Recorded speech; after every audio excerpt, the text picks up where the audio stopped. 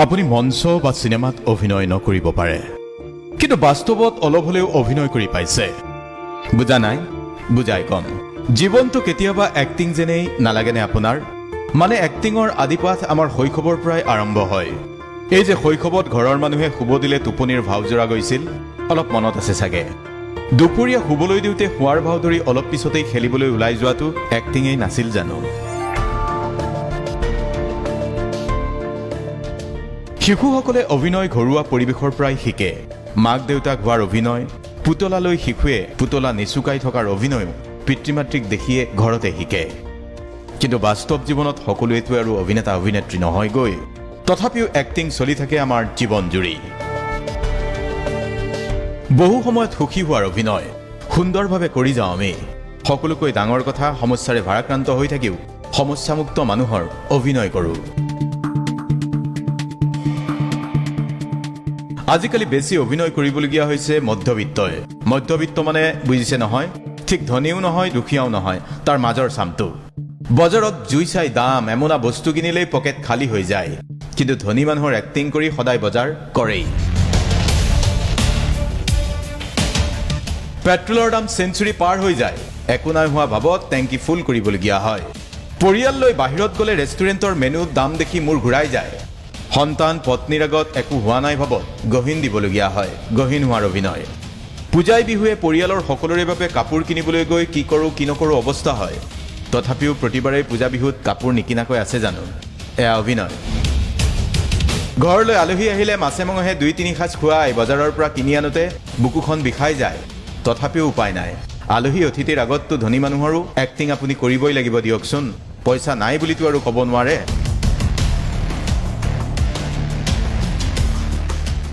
Status মিলাই মন নগ'লেও বহু কামেই কৰে আপুনি। হাতত ধন নাথাকিলেও মাহটো চলিবলৈ টনাটনি হ'ব বুলি জানিও বহুদিনৰে পৰা কৈ থকা বাবে সন্তানক স্মাৰ্টফোন এটা কিনি দিবলগীয়া হয়। উপায় নাই, মিলাই চলিবলগীয়া হয়। বহুতেই শুনিপোন অভিনেতাৰ পৰিচয় দিবলগীয়া হয় বাস্তৱ জীৱনত।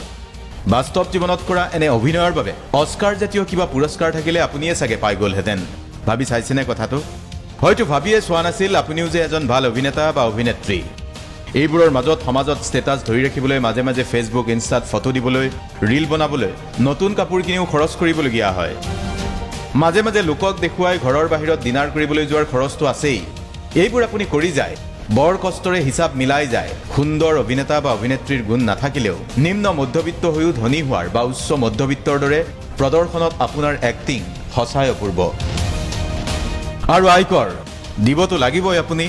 যদি কেনেবাকৈ বেংক একাউণ্টত ৫ লাখতকৈ বেছি লেনদেন, আয়কৰৰ হিচাপটো মিলাই থ'ব লাগিব। কষ্টৰে যদি ল'ৰা ছোৱালীক ভাল স্কুলত দিছে, ভাল স্কুল মানে খৰচী প্ৰাইভেট স্কুলৰ কথা কৈছোঁ, তেনে স্কুলত দিলে তেন্তে কথাই নাই। সন্তানৰ লগৰবোৰৰ বহুতেই ধনী, পিতৃ মাতৃ ধনী, আপুনিও সন্তানৰ মুখলৈ চাই ধনী হোৱাৰ এক্টিং কৰিবই লাগিব। আজিৰ এই অনুষ্ঠান চোৱাৰ বাবে আপুনি কোনো পুৰস্কাৰ নাপায়, কিন্তু আপোনাক নিজকে বেলেগ ধৰণে আৱিষ্কাৰ কৰাৰ সুযোগ এটা আজি দিব খুজিছোঁ। আজিলৈ আপোনালোকৰ বহুতেই হয়তো ভবাই নাছিল কিমান সুদক্ষ অভিনেতা আপুনি। আপুনি যদি নিম্ন মধ্যবিত্ত পৰিয়ালটোৰ একমাত্ৰ উপাৰ্জনকাৰী, আপুনি গম পায় পৰিয়ালটো চলাওঁতে কেনে সমস্যাৰ সন্মুখীন হয় আপুনি। ৰন্ধন গেছৰ দাম ১১০২ টকা। কেতিয়াবা গেছৰ চিলিণ্ডাৰ শেষ হ'লে পকেটত ৭০০ বা ৮০০ টকাহে থাকে। উপায় নাই, হাতত কেছ নাই বুলি ক'বলগীয়া হয়। কিমান যে সুন্দৰ এক্টিং কৰি আপুনি মিলাই দিয়ে। জানো দিয়ক আপুনি ভাল এক্টিং কৰে আৰু এক্টিং কৰিবলগীয়া হৈছে। আৰু এটা কথা, ভিতৰি ভিতৰি মৰি মৰি জীয়াই থাকিলেও ফেচবুক, ইনষ্টাত সুখী হোৱাৰ এক্টিং খুব সুন্দৰকৈ কৰে আপুনি। দাম বৃদ্ধিৰ প্ৰতিবাদ হয়, দল সংগঠনে মিছিল উলিয়ায়। এইবোৰলৈ আপুনি যাব নোৱাৰে, কাৰণ এইবোৰ কথা ড্ৰয়িং ৰুমত পাতি ভাল পায় আপুনি।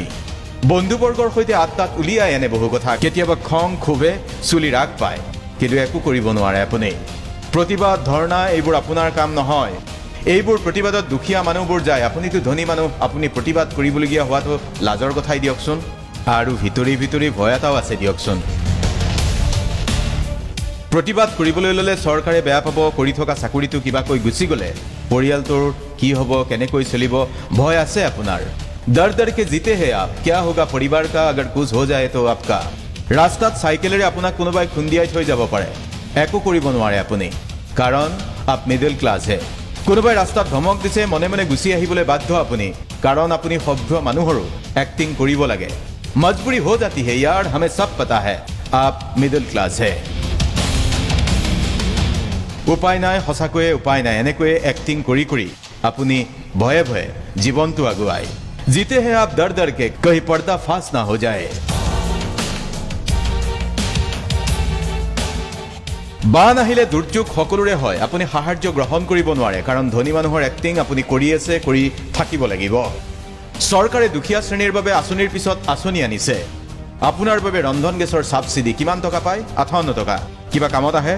ফ্ৰী চাউল, বিদ্যুৎ, আটা আপুনি নাপায়, কিন্তু জোৰা তাপলি মাৰিয়ে আপুনি চলি থাকে, চলাবলৈ বাধ্য আপোনাৰ সংসাৰ। তথাপিও মনত সৰু এক অহংকাৰ, আপ মিডল ক্লাছ হে। কোনে জানে এই নিম্ন মধ্যবিত্তৰ জীৱন চলায়ো আপুনি ধনী মানুহৰে এক্টিং কৰি আছে। গতিকে আজি আপোনাৰ জীৱনটোত জুমি চোৱাৰ এটা প্ৰয়াস কৰিছোঁ, আপোনাকো ভাবিবলৈ কিছু চিন্তাৰ অৱকাশ দিছোঁ। আপুনি যদি নিম্ন মধ্যবিত্ত মানুহ, সংসাৰকৈ কেনেকৈ চলিছে বা চলাইছে ভালকৈ জানে। আমি কেৱল বিশ্লেষণ কৰিব খোজা নাই, লেকিন বড়া সৱাল ফিৰ বহি। আপুনি কি সদায় এনেকৈয়ে জীয়াই থাকিব নেকি সুদক্ষ অভিনেতাৰ দৰে অভিনয় কৰি? চৰকাৰী কোনো আঁচনিৰ আওতালৈ আপুনি নাহে। টেক্স দি থকাৰ বাবে চৰকাৰৰ ঘৰৰ পৰা কেতিয়াবা ধন্যবাদ মেছেজ এটা পাই যাব বা ইতিমধ্যেই পাইছে, কিন্তু সংগ্ৰামখন আপোনাৰেই। কিন্তু মধ্যবিত্ত কোন? নিম্ন বা উচ্চ মধ্যবিত্ত কোন কেনেকৈ জানিব? মানে হিচাপটো কেনেকৈ কৰিব? ধনী হোৱাৰ এক্টিং কৰিয়ে থাকিব নে সঁচাকৈ ধনী হৈ যাব এদিন? আজি আমি আপোনাৰ জীৱন সলাই দিব নোৱাৰিব পাৰোঁ, কিন্তু নিজৰ জীৱনটোক লৈ সিদ্ধান্ত লোৱাত কিছু সহায় হোৱাৰ কিছু বিশ্লেষণ আমি আগবঢ়াব পাৰোঁ। ইচ্ছা কৰিলে আপুনিয়ে ঘূৰাই দিব পাৰিব আপোনাৰ জীৱন নাৱৰ গতি। আপোনাৰ জীৱন গাড়ীৰ চালকৰ আসনত আপুনিয়ে বহি আছে। গতিকে আহক পাতনি দীঘলীয়া নকৰি অনুষ্ঠান